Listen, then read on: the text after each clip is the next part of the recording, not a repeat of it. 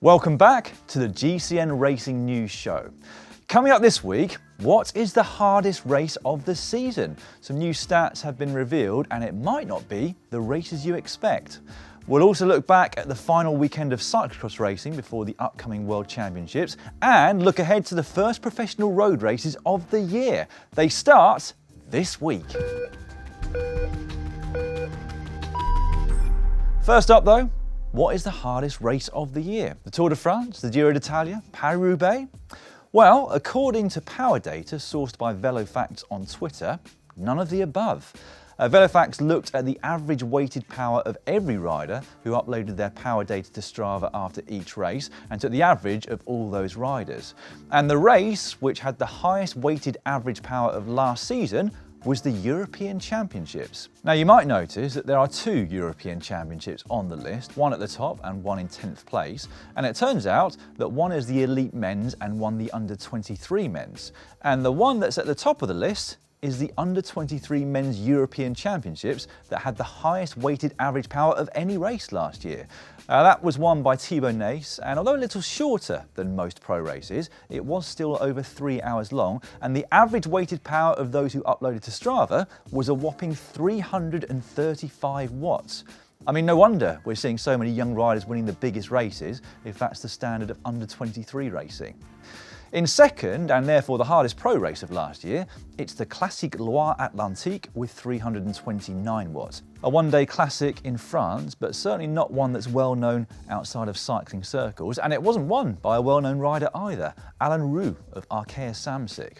The notoriously tough Tour of the Basque Country is next on the list, specifically Stage 6 from 2021. After that, we've got Stage 8 of Paris-Nice, which is where everyone did everything they could to prevent Primož Roglic regaining contact after his multiple crashes. Next comes Strade Bianche, and then Dwars-door-Het Hageland, another relatively small race with a 319-watt weighted average. Now, the only monument that makes the list is the Tour of Flanders, equal 23rd on the list with Amstel Gold at 309 watts.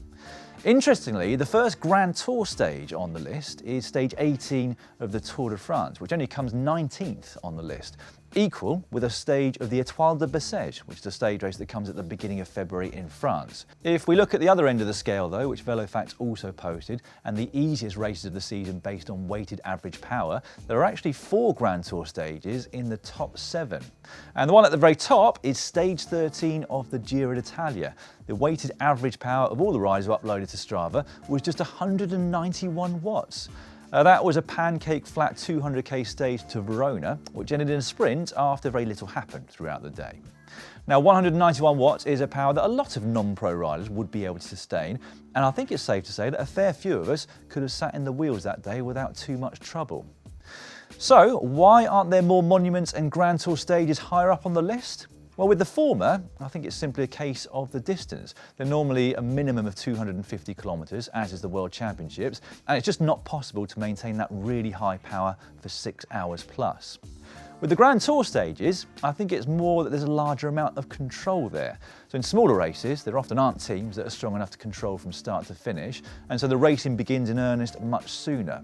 In contrast, at the biggest races like the Tour de France, the strongest teams dictate the pace, who goes in the break, etc. And so that can make for a race that looks easier if you're only looking at average power or weighted average power. However, I'm sure that if we broke it down to the highest power over shorter durations within those races, the Grand Tour stage would be a lot higher on the list. Easier in some places, much harder in others, basically. Now, we should also note that there are a couple of caveats to the data that VeloFacts posted. Firstly, it doesn't take into account a rider's weight in terms of how hard the race has been, and so the cobbled classics will naturally be higher as they have more heavier riders competing and fewer lightweight climbers. Secondly, it doesn't take into account duration of the race, although there isn't huge variation in distance or duration if you take out time trials, except perhaps for those 5 monuments and the World Championships. It is interesting though, nonetheless, never underestimate how hard it is to win a pro bike race, whatever the level. I will move on to cyclocross now though, and the 2 races from the weekend. On Saturday, it was the X2O Badkammers Trophy in Hammer. It was still all to play for in the women's series. The overall results in that series are decided on cumulative time rather than points, and Denise Betsma went into the race with a slender 2-second advantage over Lucinda Brandt. However, the world champion was piling on the pressure right from the very start, winning the intermediate bonus seconds at the end of the first lap, and she didn't relent. She managed to get a gap on everyone else on the third lap, despite having to contend with a rogue pheasant, and by the finish she had carved out a 17-second advantage over Shirin van Anrooy, who put another stellar performance on the day, with Denise Betsema a further 1 second back in third place.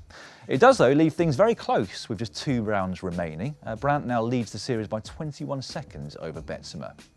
Things are much more clear-cut in the men's series, with Toon Aerts going into the race with an advantage of over 4 minutes to Ellie IBBETT.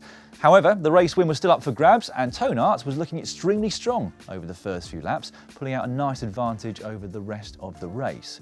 The event did see the return to competition of Tom Pidcock, and after a slowish start, he gradually made his way through the field and eventually up to Aerts at the head of the race. Going into the last lap, Pidcock was giving it everything he could to try and take the win. Too much, as it transpired. First, and Pidcock goes down. Aerts avoids him, so does Swake. On such a fast course, there was no coming back from that, so it left Aerts and Swake battling it out at the front, and I've got to say, it was quite the finish. Out of that one, glances back over the shoulder. Now Laurent Swake punches it up to speed. Toon Aerts trying to find something to try and come back to him. Swake leading out here. Toon Aerts trying to come back. Laurent Swake leads out. Is he going to take it in hammer? Toon Aerts challenging on the line, throws the bike to the line, but Swake takes it. Laurent Swake takes the victory here in Hammer. What a race that we had, thrilling from start to finish. So Swake taking a morale-boosting victory ahead of the World Championships, whilst Aerts extended his lead over IBBETT in the general classification. They were all back at it again 24 hours later for the final round of the UCI World Cup in Hoogehede. Pidcock was once again a little off the pace at the start as Lars van der Haar and Quentin Herman set the pace at the front. Pidcock had joined them though on lap 4 and then found himself clear after this incident held everyone else up. It left them all with significant ground to make up, but IBBETT was on a mission and managed to claw his way back to the Brit midway through the penultimate lap of the race. There was a bit of cat and mouse going on though at that point, which allowed van der Haar and Van Turenhout to regain contact. IBBETT was back on the attack on the final lap, holding a 10-metre lead over Pidcock for what seemed like an eternity. It was brilliantly entertaining, and IBBETT finished it off in style, maintaining his lead right the way through to the finish. Behind him, van der Haar managed to sprint past Pidcock to take second on the day. They're all looking good for the World Championships though, aren't they? That is going to be a very interesting race this coming Sunday. In the women's event, it was the first outing for Marianne Vos since she won the Dutch National Championships a couple of weeks back. She formed part of a 4-woman front group along with Brandt, Pietersen and Van Empel. Blanca Vash also briefly joined them, but Brandt was once again determined to keep the speed high and try to crack the others.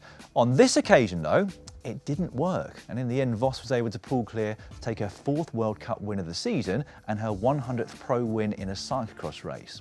Now that performance will make her the big favourite, I'd say, for the Worlds this Saturday, although Vos was quick to play down the significance of the result when we spoke to her after the race. Yeah. Actually, I was really happy with the feeling during the race, and of course it's a fantastic feeling to finish it off with a victory. So yeah, I'm very happy. Not an easy victory, it looks like. No, I knew during the race that it was going to be hard to get away from the group. I think the level was close to each other, so then it gets to details in the final. And there was one part that I thought I had a chance to get away, and I tried to give everything there. You could have gambled on your sprint as well.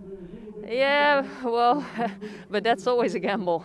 You never know what happens in the final corners or in the stairs or in the off-camber part before the last corner, and then even in the sprint, after a cyclocross race, it's not a sprint as you normally see. So I didn't want to risk that if I had a chance to get away. How does the week look leading up to the World Championships now?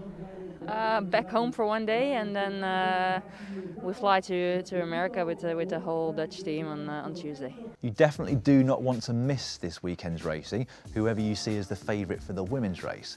And neither do you want to miss the under-23 women's race. Puck Pietersen and Fem Van Empel will be amongst the riders competing for the rainbow bands there. They've just finished 1st and 2nd overall in the under-23 World Cup standings respectively, and have regularly featured at the front of the elite races.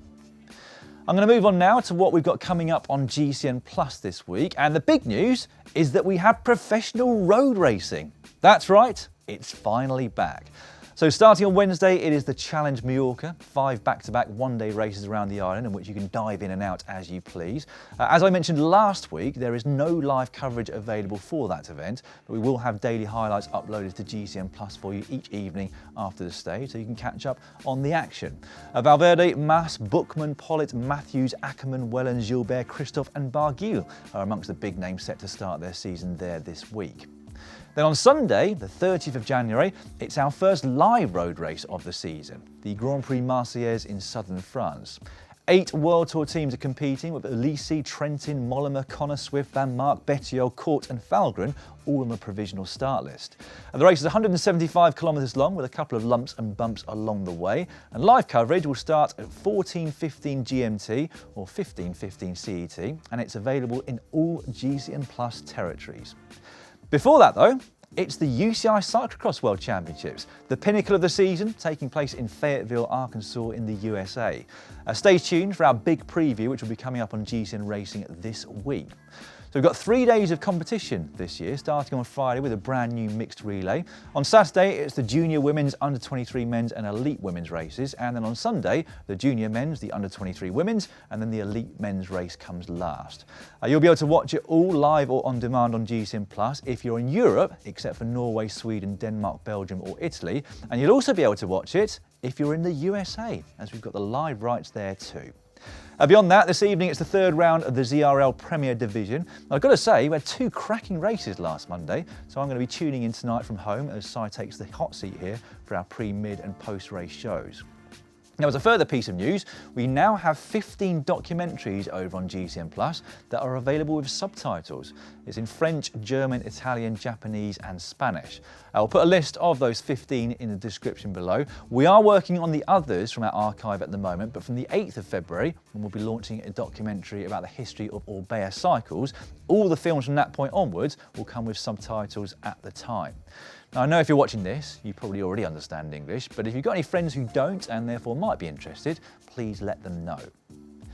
In other news, ASO last week revealed the wildcard teams for Paris-Roubaix, Flèche-Wallonne and Liège-Bastogne-Liège. And Uno X are going to be particularly pleased as they've managed to secure invites to all 3 races, whilst their women's team will automatically get invited due to their World Tour status. Sport Vlaanderen-Baloise, Equipo Kern-Pharma and Bingo Pau-Salzen are the other wildcard teams for Liège, whilst for Roubaix it's the same, except that B&B Hotels will be there instead of Kern-Pharma. Annemiek van Vleuten has said that she will ride both the Giro Donne and the Tour de France Femme this season. She's twice previously won the Giro, but has stated that her main goal this year is the Tour de France. There's just under 2 weeks between those 2 big races this year, so just enough time to recover, but it will be interesting to see how many riders choose to double up and compete in both. And finally, Tadej Pogačar has added another cold race to his calendar. He'll be competing at Dwars-door-Vlaanderen as a bit of a warm-up on the 30th of March before he competes for the first time in the elite category at the Tour of Flanders a few days later. Right, that's all from me for this week. I'll be back next week with a roundup of the Cyclocross World Championships and the first pro road races of 2022. Bye for now though.